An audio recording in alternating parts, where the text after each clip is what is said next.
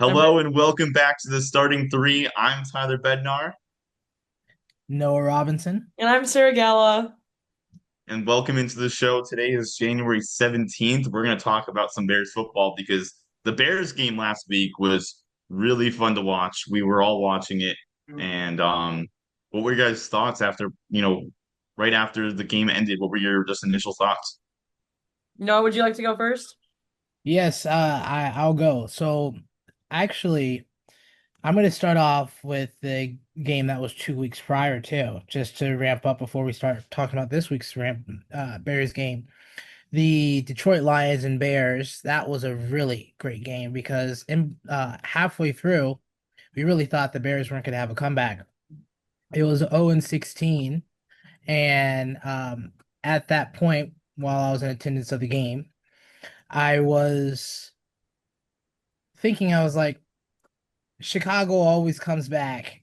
They like Caleb always he always performs well under pressure. That's the only way that he performs. So at 0-16, I had placed a bet, and Betting analyst. There we right, go. right, I had to place a bet. I had to place a bet. So I was like, Bears are gonna win at 0-16. And Bears ended up tying in the third quarter, beginning of fourth, and they were tied all the way up until like the last 10 seconds of the game, and Detroit won with a field goal. So I could have cashed out on the bet and got $100 but that was before the field goal. And Nice, nice. and this week's Bears game was actually pretty good too. Is there a Bears game tonight? Wasn't or Tomorrow. tomorrow? Tomorrow, It's I think. tomorrow night, At like 5:30. Yeah. 5:30. Yep. Um, That was easy. Oh, go ahead, go ahead. oh, you go ahead, Tyler. You go ahead.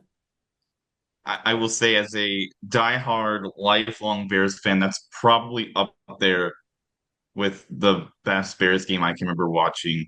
We were actually having a birthday party. We were all watching that game together. Yeah. And I remember texting. I have a lot of like different group chats with people from school and from home and stuff, and people are asking me how I was feeling, and I was like, "The Bear, it's over, it's over," because I tend to be pessimistic during the game, and of course it wasn't because it's Caleb, it's the Iceman. They scored 25 points in the fourth quarter. I mean, that comeback was crazy. Obviously, Brandon McManus missing two field goals and an extra point certainly helped, but a lot of credit to Dennis Allen and the defense for the second half making changes and really just dominating the game. And Caleb, I mean, the fourth and eighth throw to Roma Dunze in the fourth quarter, game on the line, season on the line against your biggest rivals. You haven't beaten them in the playoffs in over 80 years. I mean, just everything on the line there. And the throw he makes, and then just making that comeback, it was truly incredible. And I cried when they won that game. And there were so many ups and downs. It was awesome. Like I said beginning of this year, 7 wins I thought would be a successful season for the Bears. I thought the schedule was really tough. It ended up not actually being that tough because a lot of teams weren't as good as they were projected. Mhm. But that was truly like a one of one game to watch. And I'm so excited they get to continue to play.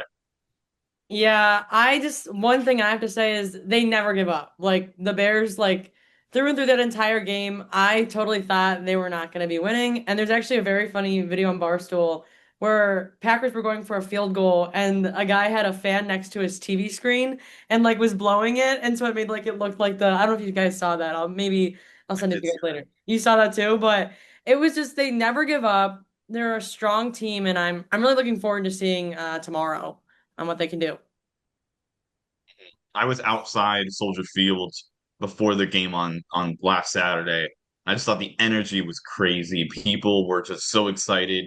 The tailgating was nuts. I mean, I haven't been to a whole lot of games outside Soldier Field, but people were there. I was there about 4 to 5 hours before the game, and it was already crowded.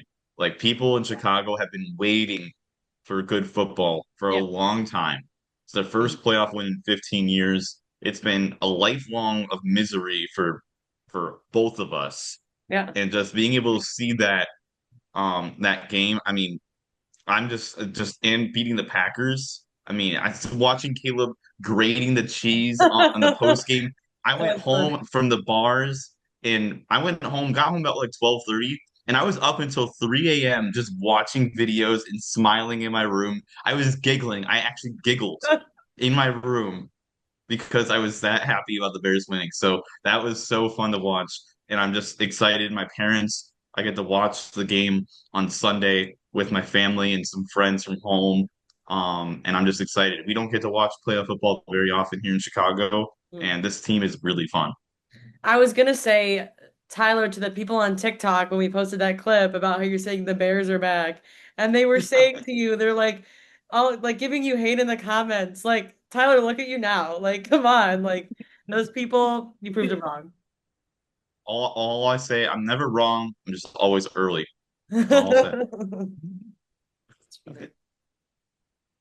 Anything else about the Bears we want to chat about, or we want to move to I was something really else? excited about the Bears win too. I mean, I was peeking on my phone. I was really busy that day, so I didn't have a chance to watch Yeah. the game. I know when I was scrolling through Instagram stories and I saw Bears won, I was like, oh, Bears finally won. And I didn't I didn't watch. Um, but it is exciting to see that the Bears are coming back, but with you think that they could head to the Super Bowl or If they do, I'm gonna be so excited because I'll be at that football media. So yeah.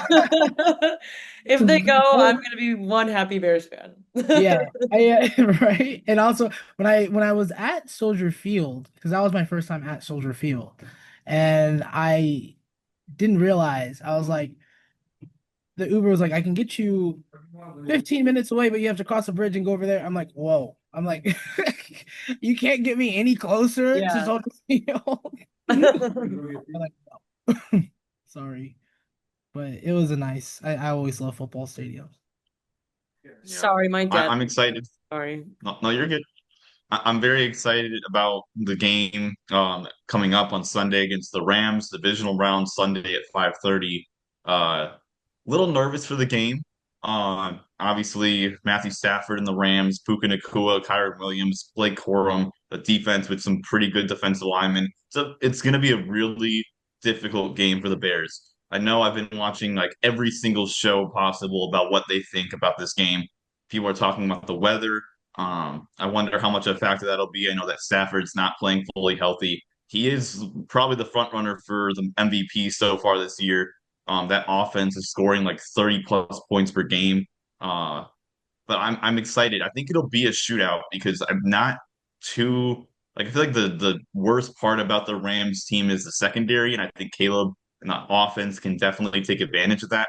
So I think it'll be another one of these games where the winner has like 34, 31 points. The loser gets 27 or 30. Like I think it'll be a one score game. I mean, you have to think that with the Bears, even if they're down by 20, they were down by 18 at half and I mean, and they came back and won. So I think any comeback is still possible, but it's going to be really tough against Matthew Stafford, the Rams, Puka Nacua. He might go for like 175 yards receiving in this game. Yeah. I had one question for you guys. I want to know score prediction and who's winning. I gotta know your guys' thoughts. You go I'm ahead first, no. Bears. Bear down. Arr. Tyler? Bears 34-31. Ooh. Oh, I kind of see that. I think it's gonna be. it'll I'm be a going close Bears, game. obviously. What? So it'll be a close game for sure. I could see something like a field goal. It's like a field goal difference. Hmm. I'm gonna say the same. 31, 34. I'm taking Tyler's idea and I'm going Bears. I could see that happening. I'm gonna I go can cert. Oh, go ahead. because I didn't say score. I was gonna say yeah, like it's gonna be like 2023. Yeah, like I'm going the 2023 route. Very nice. Oh, But I that's could funny. certainly see field goals being a factor. I mean, the Bears, it's going to be really cold. I don't know how windy it's going to be, but obviously field goals were a huge factor. Cairo Santos has been perfect in his playoff career with the Bears so far, knock on wood. But that was a huge storyline with Brandon McManus, taking 7 points away for the Packers with crucial field goals missed, especially his one late in the fourth quarter that would have made it a 6 point lead. So it's going to be good. I think it's going to be a fun game. I'm excited, and I mean, just watching the Bears in the playoffs, this was like young Tyler's dream right now, and it's actually happening. Yeah, to me it's crazy. I just think it's like Ben Johnson's first year as head coach and he like transformed this team so much already. And like as a Bears fan, we're used to disappointment. So for him, I don't know what's he saying in that locker room, what's going on at practice, but Ben It's has to keep working. it up.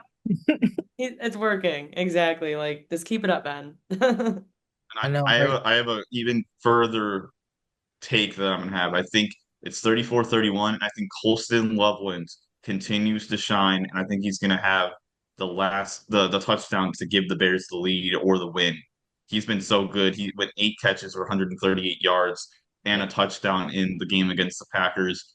He's been fantastic as a rookie. I'm an Ohio State guy, but he might be my favorite player, and he went to Michigan. He was really good with Michigan, Yeah. and I'm really glad he's the Chicago Bear. No, That's good. any other thoughts, Noah? I love the Midwest talk. And it's like it's I'm gonna be very well educated about the Bears. I'm gonna be very well educated about the Bulls. I'm gonna be very well educated about Illinois in general. And I I'm love glad that. I I love just that. I love it's like almost it's like hearing because Los Angeles, where I'm from, is like so well established Yeah. with like their sports teams and everything. Mhm. It's nice to hear the underdog is coming through. I agree with that. Bring underdogs to the top, and that's the Bears Right? right now. Everybody loves the underdog story. The That is underdogs true. always win in movies. And that's us, the Bears. So The Yeah, season has been a movie for Bears fans. I will tell you that much. yeah, right. well, it really has. All right, and there's one other thing I want to talk about. There's been, while I was in the middle of my depression in the third quarter of that Bears game, a big move happened for the Chicago Cubs. They signed Alex Bregman to a 5 year, $175 million deal, the third largest in franchise history. The biggest need for the team was third base, and they needed another bat, and they got both of it. And he's a veteran. He's won two World Series, multiple time All-Star, Silver Slugger. He won a Gold Glove. He's like a really good guy to have on this team. And he was introduced a couple days ago, and he's just so far he sounds like he said the right things. And I'm very excited about that. And then also the Dodgers made a big move, signing Kyle Tucker to 4 years, $240 million deal. AAV, average annual value of $60 million, which will be the highest of any player in MLB history. It is crazy just seeing some of the contracts in the last week. We also have Bo Bichette. Just the MLB offseason has been kind of dead for a while, but it came back in the last couple of days. Wow. A lot of trades. Yeah, that That is a lot time of of the year. That time of the year. It's that time of the year. that time of the year. I don't know if we talk about this much, but I have been loosely following F1 Let's talk about it. and and I saw you guys, are you familiar with Max Verstappen? Of course. Yeah, so Max, you know how like a way while back on the poll, Max was not ranked high at all, especially with like Red Bull, um, and his team that he's with now is Red Bull, and he's won every race by a grand mile, like this Wow. new 2020 my bad. He's run every race by a grand mile this new 2025 season. And coming up, one of his is like loyalists that were on the team who got him on the team, Helmut Marko. He left the team and Another person who got him on the team left. So it's really Max is the only person there, but he's winning all these races and he's second place for world champion. And I guess my question for you guys is that should Max move to a different team, like to like a more notable team? Because like for instance, Ferrari hasn't won a championship in since 2007. And Ferrari is like a notable brand, like a racing car. Everybody knows Ferrari. Uh However, like Red Bull doesn't make a car. Like Red Bull is just an energy drink. They just like they have enough money to build a car for a racetrack, but not like I don't think they deserve a world championship title, if that makes sense. So do you think that Max, because he's the best contender for world champion because of his progress, should he go to a different team or should he stay with Red Bull? I feel like I don't know I too much don't on this topic, so I might give this one to Tyler. Okay. I don't know a whole lot either. I do know that he's been the best racer in the world for the past 5 years. I mean, he's consistently. I've watched my roommate in college is a big F1 fan. I remember watching a lot of races with him, and I just remember seeing just every race he was just miles better than everybody. It's like watching Michael Phelps in his prime. Like it's if Yeah. he loses, it's a big deal. Like Yeah. so, I think, Well, in my and opinion, if it ain't broke, don't fix it. yeah, That's how I look at that's yeah, that's true. That's true. But I mean, the people who engineered the car for him, they left, right? And I don't, Sarah, I feel like you can still jump in um, because it's like the people who got him on the team left. it. Where'd they Ferrari, go? he if they had like one guy retired, he was just old. He left the team. Another guy resigned. But it was like most of the people who really liked him, who recruited him, they're not on there anymore. Uh, Do you think? but Oh, sorry, I didn't mean to I cut you off. I think no, it's fine. I think that he should move to like just like a Ferrari or something because like Ferrari doesn't have a world championship title, and for a premium car brand, wouldn't it be better for them to I get think I like a would get big money for sure. I mean, that's a good money grab, I would say. In a way, if he's promoting Ferrari, is that like is no, is that not a good answer? yeah, yeah, Does no, I Ferrari was does Ferrari have the personnel there right now that could help him continue his career? Because I know he's not even 30 yet. I'm not exactly sure the timeline of racers' careers, but in especially for F1, I feel like it's more intense than NASCAR probably. But I mean, he still seems like he's in his prime. So if you're able to take advantage of a bigger brand that has more resources that can help you just maintain the high quality of success that you've had the last 5 years, I would do it. But I'm yeah. not a whole very well versed in this topic, so I'm not Yeah, really sure I wish I knew who more. is the best area to go to. Well, that's the thing. They all this new 2026 season next year, they have to remodel all the cars and they have to build new cars and they have to get new engineers all from scratch. And Yeah. so Ferrari actually builds their engines by hand, whereas in Mercedes, but like say Aston Martin, they buy their engines from Mercedes or they buy their engine from Ferrari. Uh, but their cars are designed toward the driver.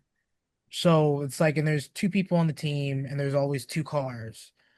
Um, and so what was your question, Ty? You wanted it to be more in depth on how why it'd be better for him to move to like a notable Not team? necessarily why, but just is there a different team that has the proper resources for him to continue his success? Is Yeah, Ferrari that place? yeah. Then should Well, go to Ferrari.